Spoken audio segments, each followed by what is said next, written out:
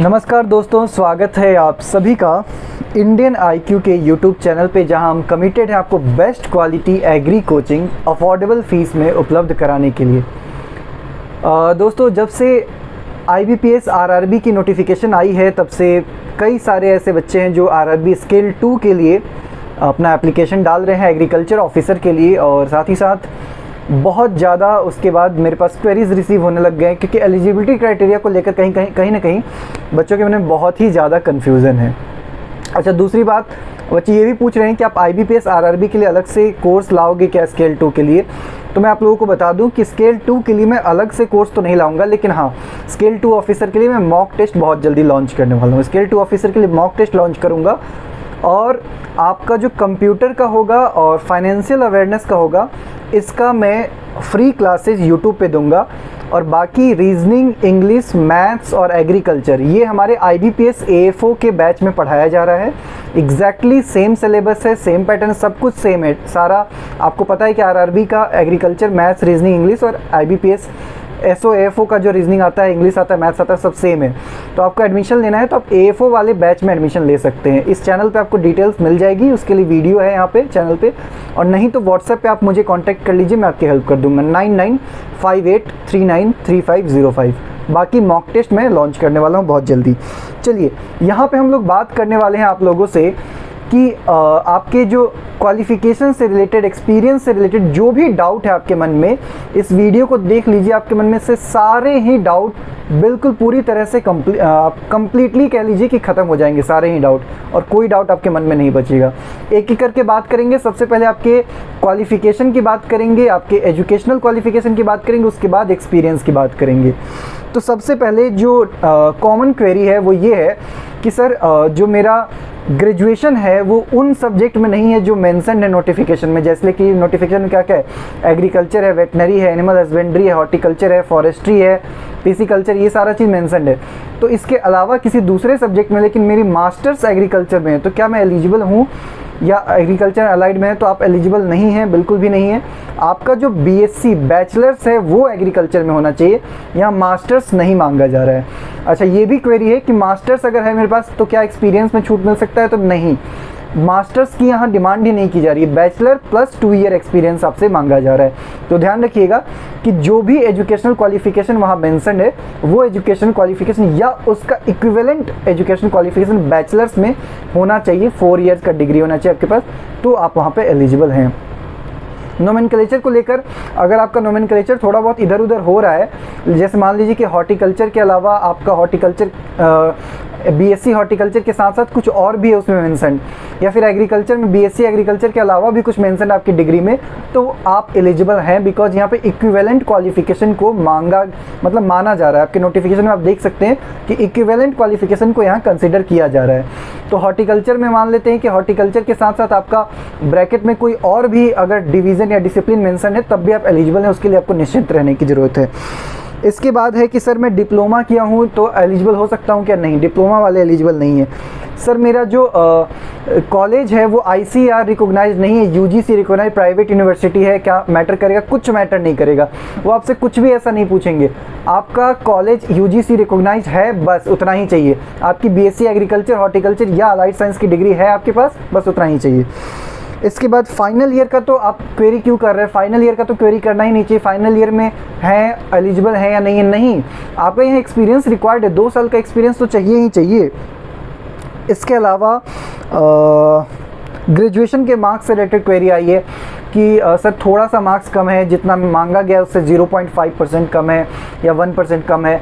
तो दोस्तों, आपके नोटिफिकेशन में जितने परसेंट मांगे गए हैं आपके ग्रेजुएशन में, अगर उससे 0.01% भी कम है, तब भी आप इसके लिए एलिजिबल नहीं है, बिल्कुल भी। ध्यान रखिएगा कि थोड़ा सा भी अगर कम होगा ग्रेजुएशन का मार्क्स, तब भी आप बिल्कुल भी एलिजिबल नहीं है। जितने मार्क्स आपके नोटिफिकेशन में मांगे गए हैं उतने ही मार्क्स होने चाहिए या उससे ज़्यादा होने चाहिए। तो ध्यान रखिएगा इस चीज़ को। चलिए, एक्सपीरियंस को लेकर सबसे ज़्यादा कन्फ्यूजन, एक्सपीरियंस को लेकर बात कर लेते हैं। सबसे पहले कि क्या एक्सपीरियंस बैंक में ही होना चाहिए या किसी फाइनेंशियल इंस्टीट्यूशन में होना चाहिए? तो नहीं, ऐसा ज़रूरी नहीं है कि आपका एक्सपीरियंस जो है वो बैंक या फाइनेंशियल इंस्टीट्यूशन में होना चाहिए। आपका एक्सपीरियंस जो है वो एग्रीकल्चर फील्ड में होना चाहिए। ध्यान रखिएगा, आपका एक्सपीरियंस एग्रीकल्चर फील्ड में होना चाहिए, ना कि बैंक में या फाइनेंशियल इंस्टीट्यूशन में। जब आप स्पेशलिस्ट ऑफिसर के सारे ही कैटेगरी के पोस्ट के डिटेल्स पढ़ेंगे तो जहाँ भी उन्हें बैंकिंग या फाइनेंशियल इंस्टीट्यूशन की रिक्वायरमेंट है वहाँ उन्होंने क्लियरली मेंशन किया हुआ है कि बैंकिंग या फाइनेंशियल इंस्टीट्यूशन में होना चाहिए ये एक्सपीरियंस। पर आपके एग्रीकल्चर ऑफिसर के पोस्ट में ऐसा कुछ भी मेंशन नहीं है, तो ये दिमाग में मत रखिए। आपका एग्रीकल्चर में एक्सपीरियंस है तो आप एलिजिबल हैं बस। कोऑपरेटिव सोसाइटी के लिए भी बच्चों के डाउट आए हैं कि सर कोऑपरेटिव सोसाइटी में काम कर रहे हैं, तो ध्यान रखिएगा कि आप कहीं भी काम कर रहे हैं, आपका जो डिसिप्लिन है, जो डिवीज़न है जहाँ पे आप काम कर रहे हैं वो एग्रीकल्चर फील्ड का होना चाहिए। आप एग्रीकल्चर से रिलेटेड काम कर रहे हैं कि नहीं, दैट इज़ इम्पॉर्टेंट, ठीक है।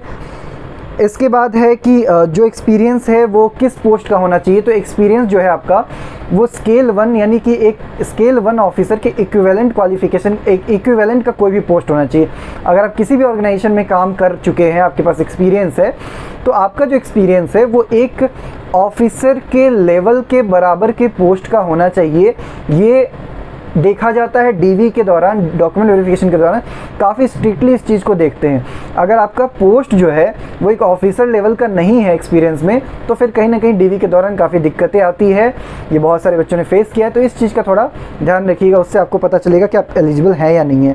टीचिंग के एक्सपीरियंस के डाउट आ रहे हैं कि टीचिंग के लिए है कि नहीं, तो बच्चों बहुत सारे ऐसे लोग हैं जिनका टीचिंग का एक्सपीरियंस होने के बाद भी वो बैंक में स्केल 2 ऑफिसर में रिक्रूट ऑलरेडी हो चुके हैं। तो अगर आप किसी एग्रीकल्चर कॉलेज में एग्रीकल्चर का सब्जेक्ट पढ़ा रहे हैं तो टीचिंग का एक्सपीरियंस आपका चलेगा। बस ये है कि एग्रीकल्चर डिसिप्लिन में होना चाहिए, किसी एग्रीकल्चर यूनिवर्सिटी, एग्रीकल्चर कॉलेज का जो टीचिंग का एक्सपीरियंस है वो चलेगा, किसी स्कूल वगैरह का, इंस्टीट्यूट वगैरह का टीचिंग का नहीं चलेगा। एक्सपीरियंस अगर कम है, 1 महीने, 10 दिन, 15 दिन, 20 दिन, तो क्या चल सकता है? नहीं चलेगा। एक्सपीरियंस 2 साल मांगा गया है तो 2 साल से 1 दिन भी कम नहीं होना चाहिए। 2 साल मतलब 2 साल, 2 ईयर्स का एक्सपीरियंस आपका कंप्लीट होना चाहिए। उससे ऊपर का है अच्छी बात है, उससे 1 दिन भी कम का नहीं होना चाहिए। इसके बाद है कि सर एक्सपीरियंस क्या गवर्नमेंट ऑर्गेनाइजेशन से या बैंक से चाहिए होगा क्या? नहीं, अगर आपका एक्सपीरियंस किसी प्राइवेट कंपनी से भी है तब भी आप इसके लिए एलिजिबल हैं, बशर्ते कि आपकी कंपनी एक रिकॉग्नाइज्ड कंपनी है। आपकी कंपनी जो है वो कंपनी एक्ट के द्वारा रिकॉग्नाइज्ड होनी चाहिए। कहने का मतलब है कि एक अच्छी कंपनी होनी चाहिए, जो कहते हैं ना कि कंपनी ऑफ रिप्यूट, वो होना चाहिए। और वो वही कंपनी होते हैं जो कंपनी एक्ट के द्वारा रिकॉग्नाइज्ड प्राइवेट लिमिटेड कंपनी होते हैं। तो उसमें अगर आपकी जो कंपनी है उसमें अगर आपका 2 साल का एक्सपीरियंस है एग्रीकल्चर फील्ड में तो आप एलिजिबल हैं। तो प्राइवेट हो, गवर्नमेंट हो, कोऑपरेटिव सोसाइटी हो, कुछ भी हो, उससे मतलब नहीं है, एग्रीकल्चर फील्ड में होना चाहिए आपका एक्सपीरियंस। अच्छा, इसके बाद है कि सर हमने 2-3 कंपनी का एक्सपीरियंस, कहीं 8 महीने का है, कहीं 1 साल का है, कहीं 4 महीने का है, तो कैसे करेंगे? क्या ये मैं एलिजिबल हूँ कि नहीं? आप बिल्कुल एलिजिबल हैं। अगर 2 साल आपका थोड़े थोड़े करके भी पूरा हो रहा है, किसी कंपनी में 4 महीने, किसी में 6 महीने, किसी में 1 साल करके भी अगर आपका कंप्लीट हो जा रहा है 2 साल, तो आप एलिजिबल हैं, उसके लिए कोई प्रॉब्लम नहीं है। 2 साल के अंदर आपने 2 कंपनी, 3 कंपनी चेंज भी किया हो तो भी इससे कोई इम्पैक्ट नहीं पड़ेगा। हो सकता है कि आपके इंटरव्यू के दौरान इससे आपसे सवाल करा जा सके, आपसे अलग अलग कंपनी के एक्सपीरियंस के बारे में, आपने क्यों इतना जल्दी स्विच किया, ये सब चीज़ें पूछा जाएगा, लेकिन इससे आपके एलिजिबिलिटी क्राइटेरिया पे कोई फ़र्क नहीं पड़ेगा। अच्छा सर, हमने प्रोजेक्ट या रिसर्च पे काम किया अपने पीएचडी के दौरान या फिर ऐसा कुछ, तो ये एक्सपीरियंस काउंट होगा कि नहीं? वो काउंट नहीं होगा। आपका जो है experience as a working professional count होगा, ना कि आपका कोई रिसर्च या इंटर्नशिप, ये सब चीज़ें काउंट नहीं होता। ध्यान रखिएगा, इंटर्नशिप का भी एक्सपीरियंस आपका काउंट नहीं होगा, तो इस चीज़ को समझ लीजिए। अच्छा, इसके बाद है कि एक्सपीरियंस लेटर के से रिलेटेड वीडियो मैं अलग से बना दूंगा कि आपके एक्सपीरियंस लेटर पे क्या क्या चीज़ें मेंशन होनी चाहिए, उस पर मैं वीडियो अलग से ले आऊँगा, ठीक है। तो उस पर थोड़ा सा ज़्यादा डिटेल हो जाएगा, तो इसमें हम उसको चर्चा नहीं करेंगे, बाद में मैं कर लूँगा। नए हैं चैनल पे, अभी तक सब्सक्राइब नहीं किए, तो सबसे पहले तो आप सब्सक्राइब का बटन दबा दीजिए, क्योंकि अभी से लेकर आपके एग्ज़ाम कंप्लीट होने तक, रिजल्ट तक मैं आपके साथ होने वाला हूँ। तो इस चैनल को सब्सक्राइब कर लीजिए, वीडियो को लाइक ज़रूर करिएगा। चलिए, इसके बाद सर हमने जॉब छोड़ दिया हुआ है और अब काम नहीं कर रहे हैं, तो एलिजिबल हैं? बिल्कुल एलिजिबल हैं। 2 साल का एक्सपीरियंस अगर आपका बहुत पहले का है, अब आप नहीं कर रहे हैं, तब भी एलिजिबल हैं। अच्छा, एनओसी को लेकर भी डाउट है मन में बच्चों कि एनओसी वगैरह का क्या चक्कर है? तो एनओसी का चक्कर सिर्फ उनके लिए है जो किसी गवर्नमेंट जॉब में है, किसी गवर्नमेंट ऑफिस में काम कर रहे हैं, किसी भी गवर्नमेंट डिपार्टमेंट में काम कर रहे हैं, चाहे वो कॉन्ट्रेक्चुअल बेसिस पे हो, चाहे परमानेंट बेसिस पे हो, आपको एनओसी की रिक्वायरमेंट है। लेकिन अगर आप किसी प्राइवेट कंपनी में काम कर रहे हैं तब आपको एनओसी की रिक्वायरमेंट नहीं है, आपको एनओसी दिखानी नहीं पड़ती है, इस चीज़ का ध्यान रखिएगा। प्राइवेट कंपनी, प्राइवेट बैंक वालों से एनओसी नहीं मांगा जाता है, ठीक है। तो सिर्फ और सिर्फ गवर्नमेंट डिपार्टमेंट वालों से ही एनओसी की डिमांड की जाती है। इसके बाद है कि क्या लैंग्वेज प्रोफिशिएंसी की ज़रूरत है या स्टेट सिलेक्शन की ज़रूरत है या कंप्यूटर सर्टिफिकेट की ज़रूरत है। तो ऐसा कोई भी रिक्वायरमेंट आपके स्केल 2 ऑफिसर के लिए नहीं है, तो इस चीज़ को ध्यान रखिएगा। अच्छा, इसके बाद है कि डॉक्यूमेंट में अगर बात करें कि कौन कौन से डॉक्यूमेंट आपको दिखाने होते हैं अपने एक्सपीरियंस को प्रूव करने के लिए, क्या सैलरी स्लिप की भी रिक्वायरमेंट होती है या सिर्फ एक्सपीरियंस सर्टिफिकेट देना होता है। तो एनओसी का तो मैंने पहले ही क्लियर कर दिया। अगर आपका गवर्नमेंट डिपार्टमेंट से आपका एक्सपीरियंस है या किसी आप मान लीजिए कि पीएसयू में है या आप कोई पब्लिक सेक्टर अंडरटेकिंग बैंक में काम कर रहे हैं, तब आपको एनओसी देना पड़ेगा। लेकिन प्राइवेट कंपनी में एनओसी नहीं देना है। एक्सपीरियंस लेटर आपके पास होना चाहिए। एक्सपीरियंस लेटर चाहे वो हार्ड कॉपी में हो, चाहे आपका बाई मेल आपको रिसीव हुआ हो, दोनों ही चलता है। डिजिटल सिग्नेचर भी चलता है और आपका जो नॉन डिजिटल सिग्नेचर है वो भी चलता है, दोनों ही चलता है। अब इसमें है कि सैलरी स्लिप की रिक्वायरमेंट है कि नहीं। तो सैलरी स्लिप की कोई रिक्वायरमेंट इस स्टेज पे नहीं है। आपके डीवी के दौरान आपका जब आपसे डॉक्यूमेंट मंगाया जाता है तब आपको सैलरी स्लिप वहाँ दिखाने की जरूरत नहीं पड़ती है। सिर्फ और सिर्फ आपका एक्सपीरियंस लेटर ही आपको दिखाना पड़ता है। अच्छा, कई बच्चे होंगे जो पेस्टिसाइड कंपनी में काम कर रहे हैं, कोई ट्रैक्टर की कंपनी में, मशीनरी के कंपनी में काम कर रहे होंगे, तो उन लोगों के मन में होगा कि हम लोग एलिजिबल हैं कि नहीं। आप सब एलिजिबल हैं। ये सारा एग्रीकल्चर फील्ड में ही आता है। आपने एग्रीकल्चर की पढ़ाई करके अगर एग्रीकल्चर फील्ड में जॉब आपने की है तो आप इसके लिए एलिजिबल हैं, अगर आपका 2 साल का एक्सपीरियंस कंप्लीट हो गया है तो मैं आशा करता हूं कि एलिजिबिलिटी क्राइटेरिया से रिलेटेड जितने भी डाउट आपके मन में चल रहे होंगे वो सब मैंने यहाँ पे क्लियर कर दिया। अभी और भी बहुत सारे टॉपिक्स पे मैं वीडियो लेकर आने वाला हूँ। साथ ही साथ कोर्सेज भी हैं, आपका मॉक टेस्ट भी आने वाला है आरआरबी स्केल 2 एग्रीकल्चर ऑफिसर के लिए। तो चैनल पे नए हैं तो इसको सब्सक्राइब कर लीजिए। अब फिर से मैं बता रहा हूँ कि अगर आप इनरोल करना चाहते हैं कोर्स में तो आप एएफओ वाली कोर्स में इनरोल कर लीजिए। वहाँ पे आपको रीजनिंग, मैथ्स, इंग्लिश और आपका एग्रीकल्चर कवर होगा। बहुत ही बेहतरीन तरीके से वहाँ पे पढ़ाया जा रहा है। बच्चे बहुत ज़्यादा सेटिस्फाइड है। बहुत सारे बच्चे वहाँ पे एडमिशन लेके पढ़ रहे हैं। आप वहाँ पे इनरोल करा सकते हैं। बाकी आपका कंप्यूटर और फाइनेंशियल अवेयरनेस मैं यूट्यूब में यहाँ पे आपके साथ लेक्चर शेयर करूँगा कुछ टाइम के बाद। चलिए मिलते हैं आप लोगों से नेक्स्ट वीडियो में नए अपडेट के साथ। Good night.